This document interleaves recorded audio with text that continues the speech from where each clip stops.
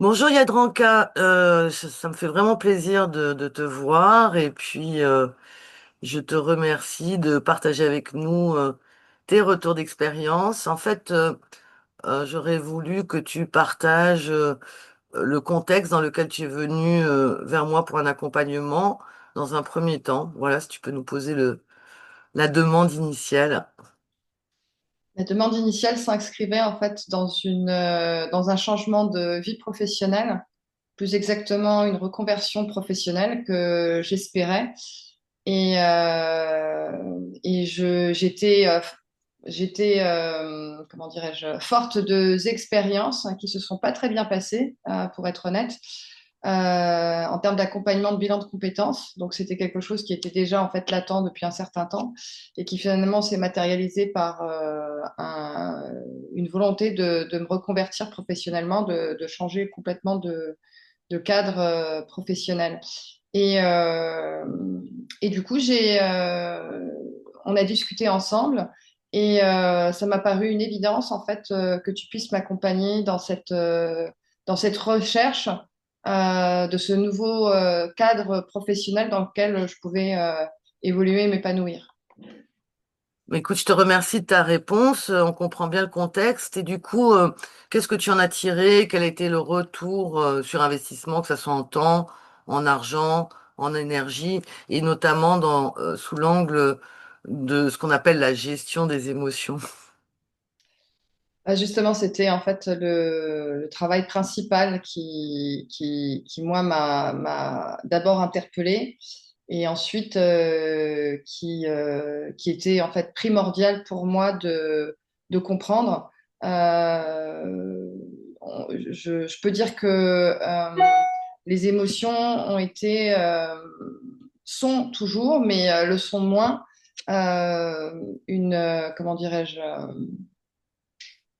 une donne que je ne comprenais pas du tout et qui faisait vraiment qui était un peu comme un pollueur latent en arrière-plan.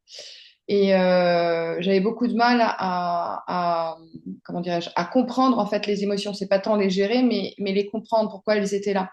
Et du coup, avec le travail qu'on a fait, j'ai bien compris que chaque émotion signifiait un besoin qui n'était pas entendu et qui n'était pas nourri. Donc ça a été vraiment le travail le plus important qu'on ait fait ensemble, au-delà du fait d'identifier ou de clarifier tout du moins le secteur d'activité dans lequel je pouvais me projeter. C'était vraiment un outil au quotidien de lecture de ce qui se passe en moi. Et c'est vrai que cette grille de lecture, on n'y a pas accès de façon spontanée, naturelle. On devrait apprendre ça à l'école, en vrai. Et ça change en fait une vie, ça change un quotidien, ça change la perception de nous, ça le filtre à travers lequel on voit la vie et ce qui nous traverse n'est plus le même. Pour moi, c'est vraiment quelque chose qui a été central dans notre relation d'accompagnement et que j'utilise d'ailleurs au quotidien tous les jours. C'est magnifique. Donc, en fait, mission accomplie avec l'émotion. On donne les clés des émotions pour en faire une force et une boussole intérieure, en fait, au lieu de chercher à les gérer. Exactement, exactement. C'est un décodage. On a maintenant le décodage. C'est un peu comme Canal+, tant C'est qu'on a ça. la, la clé, on J'ai peut pas. donné la box. Exactement. Ouais, merci beaucoup. Le retour sur investissement, Le retour sur investissement, c'est que j'utilise au quotidien aujourd'hui. Et dès qu'il y a une émotion qui vient, j'essaye de comprendre en fait quel est le besoin qui n'est pas entendu. Donc ça, c'est vraiment en fait, c'est plus qu'un outil. En fait, aujourd'hui, c'est un mode de fonctionnement. oui, Donc donc c'est ce euh, qu'on verra d'ailleurs dans le parcours, c'est développer ce nouveau système automatique, en fait, d'observation de soi. Et du coup, dans le choix de l'accompagnement, puisque bon, tu as vécu cette période difficile professionnellement, de reconversion, qu'est-ce qui t'a fait choisir mon accompagnement plutôt qu'un autre? Quel a été le facteur différenciant? Eh bien justement, ce qui a fait la différence, c'est bah, déjà la connexion qu'on a eue. Il y a vraiment eu une connexion. J'ai vraiment eu le sentiment d'être comprise et surtout cet aspect en fait émotionnel qui pour moi était j'ai fait beaucoup de choses par ailleurs et il n'y avait pas de clé en fait qui me permettait de comprendre l'émotion, pourquoi elle était là, qu'est-ce qui se passait en moi en fait, pourquoi c'était aussi fort. Et finalement, en parlant avec toi, j'ai compris en fait que bah, là, j'allais trouver une clé importante pour moi au quotidien. Alors, je ne sais pas si tout le monde est confronté en fait à ces émotions, mais moi, j'en ai.